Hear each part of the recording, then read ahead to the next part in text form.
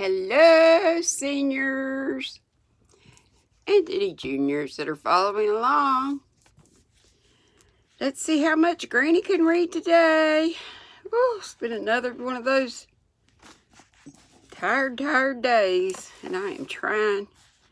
Still have not got squares done. Thank goodness I have sent one already, but wanted to send more, but I hope it sounds like lots of people are doing their squares and sending them in. Please do. To Jewel, for Billy. Thank you so much. Okay, chapter 14 is entitled Secrets. Joe was very busy in the garret, for the October days began to grow chilly, and the afternoons were short. For 2 or 3 hours the sun lay warmly in the high window, showing Joe seated on the old sofa, writing busily, with her papers spread out upon a trunk before her, while Scrabble, the pet rat, promenaded the beams overhead, accompanied by his oldest son, a fine young fellow who was evidently very proud of his whiskers. Quite absorbed in her work, Joe scribbled away till the last page was filled, when she signed her name with a flourish and threw down the pen, exclaiming, "There! I've done my best. If this don't suit, I shall have to wait till I can do better." Lying back on the sofa, she read the manuscript carefully through, making dashes here and there and putting in many exclamation points, which looked like little balloons. Then she tied it up with a smart red ribbon and sat a minute looking at it with a sober, wistful expression which plainly showed how earnest her work had been. Joe's desk up here was an old tin kitchen, which hung against the wall. In it she kept, it says old tin kitchen. I don't know what that means. Which hung against the wall. In it she kept her papers and a few books, safely shut away from Scrabble, who, being likewise of a literary turn, was fond of making a circulating library of such books as were left in his way by eating the leaves, so eating the pages. From this tin receptacle, Joe produced another manuscript, and putting both in her pocket, crept quietly downstairs, leaving her friends to nibble her pens and taste her ink. She put on her hat and jacket as noiselessly as possible, and going to the back entry window, got out upon the roof of a low porch, swung herself down to the grassy bank, and took a roundabout way to the road. Once there, she composed herself, hailed a passing omnibus, and rolled away to town, looking very merry and mysterious. If anyone had been watching her, he would have thought her movements decidedly peculiar, for on alighting she went off at a great pace till she reached a certain number in a certain busy street. Having found the place with some difficulty, she went into the doorway, looked up the dirty stairs, and after standing stock still a minute, suddenly dived into the street and walked away as rapidly as she came. This maneuver she repeated several times, to the great amusement of a black-eyed young gentleman lounging in the window of the building opposite. On returning for the third time, Joe gave herself a shake, pulled her hat over her eyes, and walked up the stairs, looking as if she were going to have all her teeth out. There was a dentist's sign among others which adorned the entrance, and after staring a minute at the pair of artificial jaws, which slowly opened and shut to draw attention to a fine set of teeth, the young gentleman put on his coat, took his hat, and went down to post himself in the opposite doorway, saying with a smile and a shiver, "It's like her to come alone, but if she has a bad time, she'll need someone to help her home." In 10 minutes, Joe came running downstairs with a very red face and the general appearance of a person who had just passed through a trying ordeal of some sort. When she saw the young gentleman, she looked anything but pleased, and passed him with a nod, but he followed, asking with an air of sympathy, "Did you have a bad time?" "Not very." "You got through quick?" "Yes, thank goodness." "Why did you go alone?" Didn't want anyone to know. You're the oddest fellow I ever saw. How many did you have out? Joe looked at her friend as if she did not understand him, but then began to laugh as if mightily amused at something. There are 2 which I want to have come out, but I must wait a week. What are you laughing at? You're up to some mischief, Joe, said Laurie. I wondered if it was Laurie. Looking mystified, since it said he had dark eyes. So are you. What are you doing, sir, up in that brilliant saloon? Begging your pardon, ma'am, it wasn't a billiard saloon, but a gymnasium, and I was taking a lesson in fencing. I'm glad of that. Why? You can teach me, and then we'll play Hamlet. You can be, don't know about Hamlet, guys. Laertes, and that's probably wrong. And we'll make a fine thing of the fencing scene. Laurie burst out with a hearty boy's laugh, which made several passers-by smile in spite of themselves. I'll teach you whether we play Hamlet or not. It's grand fun and will straighten you up capitally. But I don't believe that was your reason for saying I'm glad in that decided way, was it now? No, I was glad that you were not in the saloon because I hope you never go to such places, do you? Not often. I wish you wouldn't. It's no harm, Joe. I have billiards at home, but it's no fun unless you have good players, so I'm fond of it. And I come sometimes and have a game with Ned Moffat or some of the other fellas. Oh dear, I'm so sorry, for you'll get to liking it better and better and will waste time and money and grow to like those dreadful boys. I did hope you'd stay respectable and be satisfaction to your friends, said Joe, shaking her head. Can a fella take a little innocent amusement now and then without losing his respectability? Asked Laurie, looking nettled. That depends upon how and where he takes it. I don't like Ned and his set and wish you'd keep out of it. Mother won't let us have him at our house, though he wants to come. And if you grow like him, she won't be willing to have us frolic together as we do now. Won't she? Asked Laurie anxiously. No, she can't bear fashionable young men, and she'd shut us all up in bandboxes rather than have us associate with them. Well, she needn't get out her bandboxes yet. I'm not a fashionable party and don't mean to be. But I do like harmless larks now and then, don't you? Yes, nobody minds them, so lark away, but don't get wild, will you, or there will be an end of all our good times. I'll be a double distilled saint. I can't bear saints. Just be simple, honest, respectable boy, and we'll never desert you. I don't know what I should do if you acted like Mr. King's son. He had plenty of money, but didn't know how to spend it and got tipsy and gambled and ran away and forged his father's name, I believe, and was altogether horrid. You think I'm likely to do the same? Much obliged. No, I don't. Oh, dear, no. But I hear people talking about money being such a temptation, and I sometimes wish you were poor. I shouldn't worry then. Do you worry about me, Joe? A little, when you look moody or disoriented, as you sometimes do. For you've got such a strong will. If you once get started wrong, I'm afraid it would be hard to stop you. Laurie walked in silence for a few minutes, and Joe watched him, wishing she had held her tongue, for his eyes looked angry, though his lips still smiled as if at her warnings. Are you going to deliver lectures all the way home? He asked persistently. Of course not. Why? Because if you are, I'll take a bus. If you're not, I'd like to walk with you and tell you something very interesting. I won't preach anymore, and I'd like to hear the news immensely. Very well, then, come on. It's a secret, and if I tell you, you must tell me yours. I haven't got any, began Joe, but stopped suddenly, remembering that she had.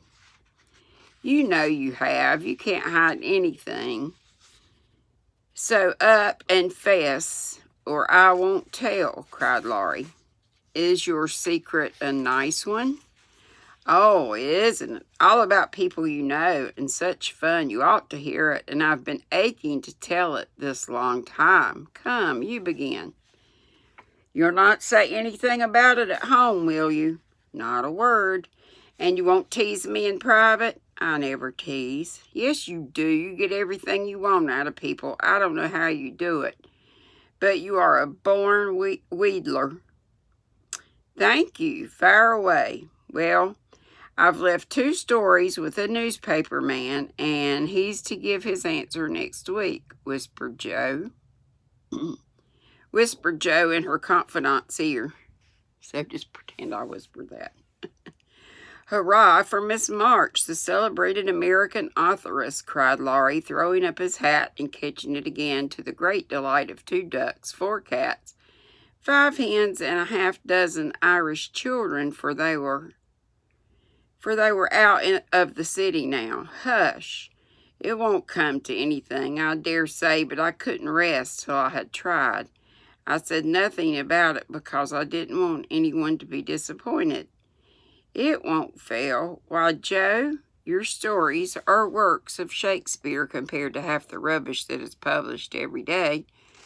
Won't it be fun to see them in print? And shan't we feel proud of our authoress? Okay. Joe's eyes sparkled, for it's always a pleasure to be believed in, and a friend's praise is always sweeter than a dozen newspaper puffs. Where's your secret?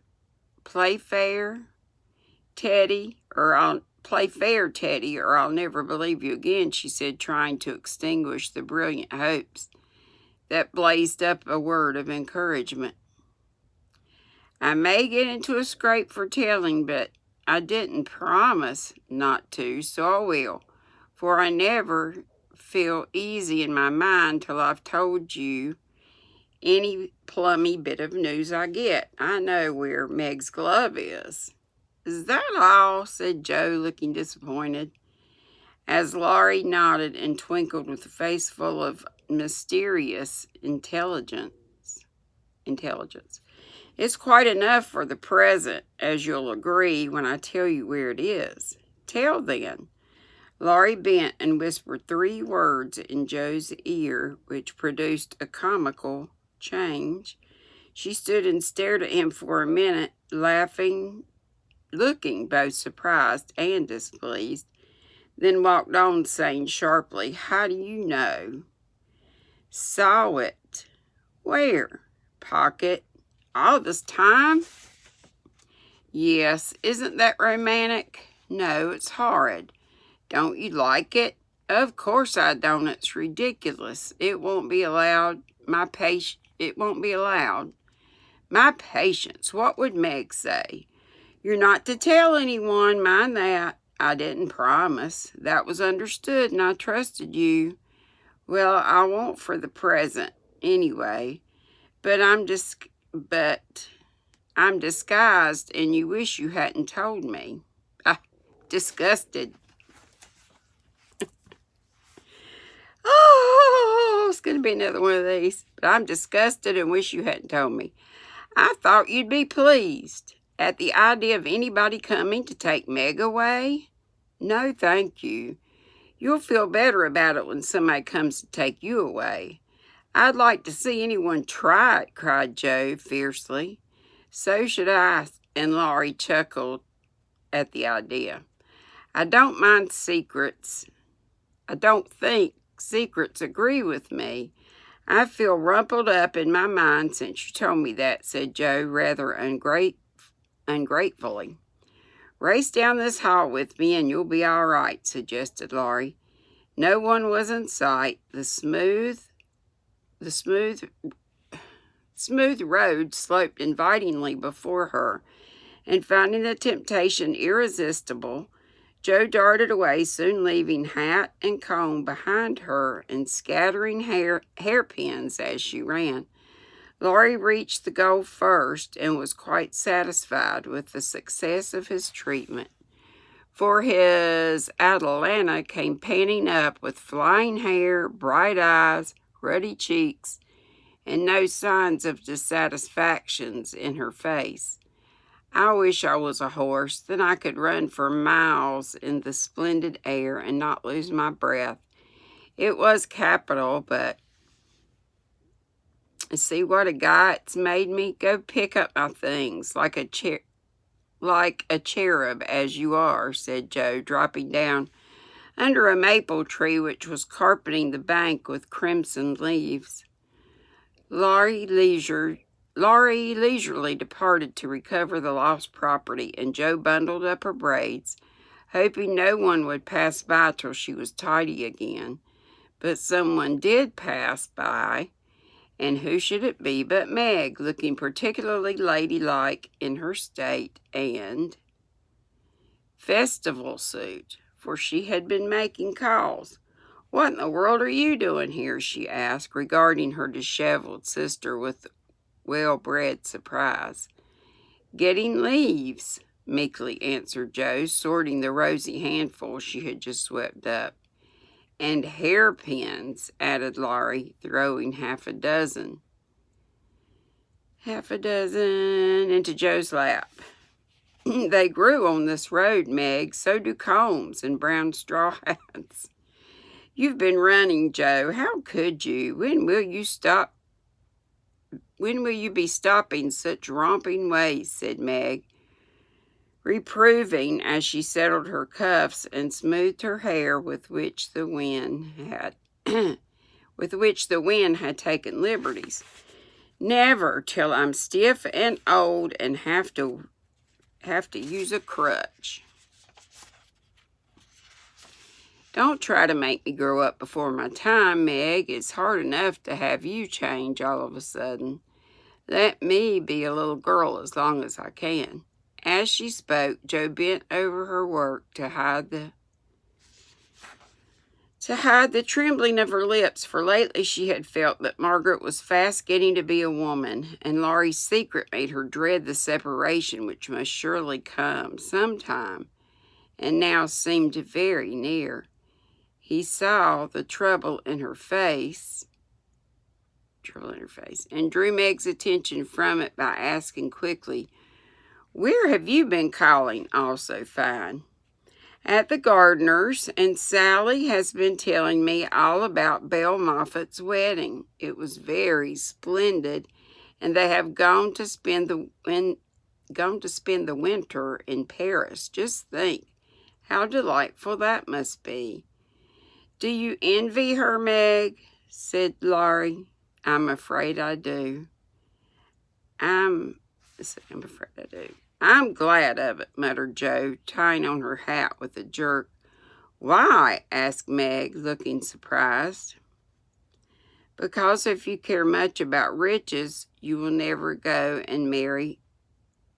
Because if you care much about riches, you will never go and marry a poor man," said Jo, frowning at Laurie, who was mutely warning her to mind what she said. "I shall ne'er go and marry anyone," observed Meg, walking on with great dignity while the others followed, laughing, whispering, skipping stones, and behaving like little children, as Meg said to herself, though she might have been tempted to join them if she had not had her best dress on. Woo! Just a few more pages. Coffee. Getting so sleepy.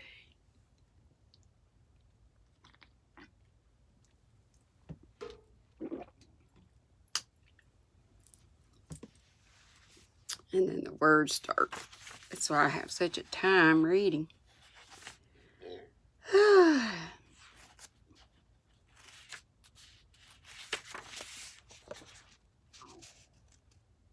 Excuse me. Never till I'm stiff and old and have to use a crutch.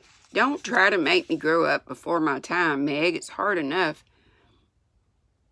to have you change all of a sudden. Let me be a little girl as long as I can. As she spoke, Jo bent over her work to hide the trembling of her lips, for lately she had felt that Margaret... I just read that. Even though she might have been tempted to join them, she had a breast... Okay, I'm on the other page. For a week or two, Jo behaved so queerly that her sisters were quite bewildered. She rushed to the door when the postman rang, was rude to Mr. Brooke whenever they met, would sit looking at Meg with a woe-begone face, occasionally jumping up to shake and then to kiss her in a very mysterious manner. Laurie and she were always making signs to one another and talking about spread eagles, until the girls declared they had both lost their wits. On the second Saturday after Jo got out of the window, Meg, as she sat sewing at her window, was scandalized by the sight of Laurie chasing Jo all over the garden and finally capturing her in Amy's bower. What went on there, Meg could not see, but shrieks of laughter were heard, followed by the murmur of voices and a great flapping of newspapers. What shall we all do with that girl? She never will behave like a young lady, sighed Meg as she watched the race with a disapproving face. I hope she won't. She is so funny and dear as she is, said Beth, who had never betrayed that she was a little hurt at Jo's having secrets with anyone but her. It's very trying, but we can never make her comme il faut, added Amy, who sat making some new frills for herself, with her curls tied up in a very becoming way. Two agreeable things which made her feel unusually elegant and ladylike. In a few minutes, Jo bounced in, laid herself on the sofa, and affected to read. Almost done. 1, 2, 2.5. Have you anything interesting there? Asked Meg with condescension. Condescension. Nothing but a story. Don't amount to much, I guess, returned Jo, carefully keeping the name of the paper out of sight. You'd better read it aloud. That will amuse us and keep you out of mischief, said Amy in her most grown-up tone. What's the name? Asked Beth, wondering why Jo kept her face behind the sheet. The Rival Painters. That sounds well. Read it, said Meg. With a loud hem and a long breath, Jo began to read very fast. The girls listened with interest, for the tale was romantic and somewhat pathetic, as most of the characters died in the end. I like that about the splendid picture, was Amy's approving remark as Jo paused.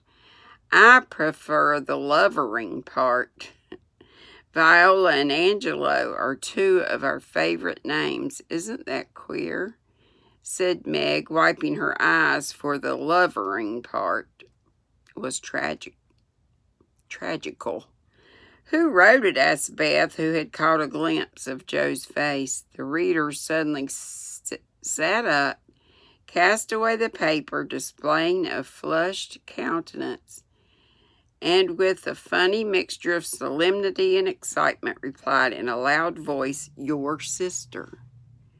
You? Cried Meg, dropping her work. It's very good, said Amy critically. I knew it. Oh, my Jo, I'm so proud, said Beth. And Beth ran to hug her sister and exult over this splendid success. Dear me, how delighted they all were to be sure that Meg wouldn't believe it till she saw the words Miss Josephine March actually printed in the paper. how graciously Amy criticized the artistic parts of the story and offered bits for a sequel, which unfortunately couldn't be carried out, as the hero and heroine were dead. Which were dead. Heroine were dead. How Beth got excited and skipped and sung with joy. How Hannah came in to exclaim, "Sakes alive, will I never!" in great astonishment at that Joe's doings. How proud Mrs. March was when she knew it. How Joe laughed with tears in her eyes as she declared she might as well be a peacock and done with it. And how the spread eagle might be said to flap his wings triumphantly over the house of March as the paper passed from hand to hand. "Tell us about it. When did it come? How much did you get for it? What will Father say? Won't Laurie laugh?" cried the family all in one breath as they clustered about Joe, for these foolish, affectionate people made a jubilee of every little household joy. "Well, stop jabbering, girls, and I'll tell you something," said Joe, wondering if Miss Burney felt any grander over her Evelina than she did over her rival painters, having told how she disposed of her tales. Joe added, "And when I went to get my answer, the man said he liked them both, but didn't pay beginners, only let them print in his paper. And notice the stories. It was good practice, he said, and when the beginners improved, anyone would pay. So I let him have the 2 stories, and today that was sent." Hang on. That was sent. Okay. Sent to me, and Laurie caught me with it and insisted on seeing it, so I let him. And he said it was good, and I shall write more, and he's going to get the next paid for, and oh, I am so happy. For in time, I may be able to support myself and help the girls. Joe's breath gave out here, and wrapping her head in the paper, she bedewed her little story with a few natural tears, for to be independent and earn the praise of those she loved were the dearest wishes of her heart, and this seemed to be the first step toward the happy end. Phew! I'm sure that was terrible. I am so sorry, y'all. I can't wait to get to the doctor and hope he helps me. Okay, so I'll upload this, and the next chapter will be 15, called A Telegram. Hope y'all are having a great day. Hope to see you tomorrow, Friday, for Live at 5. Remember, don't wait on notifications. Just set your alarm. And I hope I won't be late again. If I do, I know I have a couple of girls, Donna Mako, and Kelly will be ringing me up and saying, "Are you okay? Are you asleep?" And I do appreciate it, girls. I need somebody to check on me. Especially the way I've been feeling lately. I feel fine. I'm just tired. Love to you all. Be sweet. Don't be ugly. Mwah. See you later.